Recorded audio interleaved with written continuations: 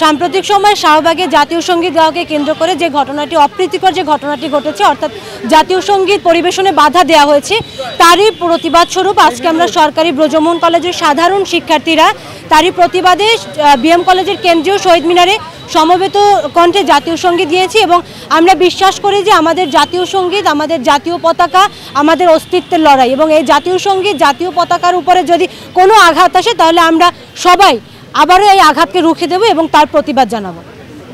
ভাই ২৪-এর গণঅভ্যুত্থানের পরে আপনারা দেখেছেন যে ৭১-এ যারা বিরোধিতা করেছে সেই বিরোধিতা শক্তি বাংলাদেশে মাথাচাড়া দিয়ে উঠেছে। আপনারা দেখেছেন শাহবাগে জাতীয় সঙ্গীত আবৃত্তি করার সময় একদল তারা বাধা প্রদান করেছে, তার প্রতিবাদে আমরা আজকে জাতীয় সঙ্গীত আবৃত্তি করেছি সমবেত কণ্ঠে।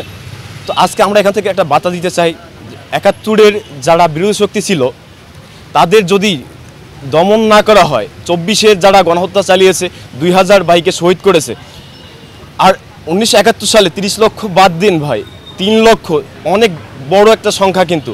তো তাদেরকে যদি ব্যক্তিগতভাবে সাংগঠনিকভাবে বিচারের আওতাভুক্ত না আনা হয়, তবে আজকে দেখেছেন যে ঢাবিতে সাম্য হত্যা হয়েছে, তো বিচার বহির্ভূত প্রতিনিয়ত হত্যা হচ্ছে, তবে সে বিচার বহির্ভূত হত্যা কখনো বন্ধ করা সম্ভব না। সুতরাং ৭১ ক্লিয়ার হলেই ২৪ ক্লিয়ার হবে, আগামী বাংলাদেশ ক্লিয়ার হবে, আগামী বাংলাদেশের রূপরেখা স্পষ্ট হবে। সকলকে ধন্যবাদ, আপনারা এখানে উপস্থিত হয়েছেন।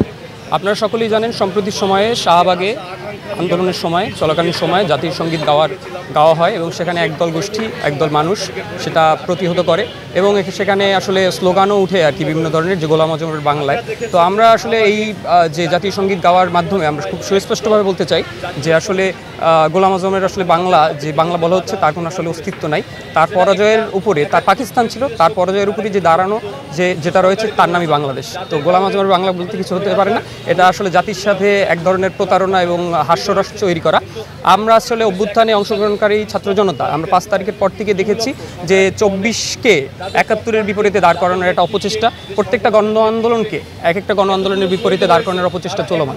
তো আমরা অভ্যুত্থানে অংশগ্রহণকারী ছাত্র জনতা এবং আমার সংগঠন বাংলাদেশ ছাত্র ইউনিয়ন আমরা মনে করি যে এক একটা গণ আন্দোলনের বিপরীতে আরেকটা গণ আন্দোলনকে দাঁড় করানোর যেই ভয়ঙ্কর পদক্ষেপগুলো এই পরাজিত শক্তিরা নিচ্ছে তাদেরকে কঠোরভাবে প্রতিহত করা হবে, যেমন ৭১-এ করা হয়েছিল, ২৪-এও করা হবে। ধন্যবাদ।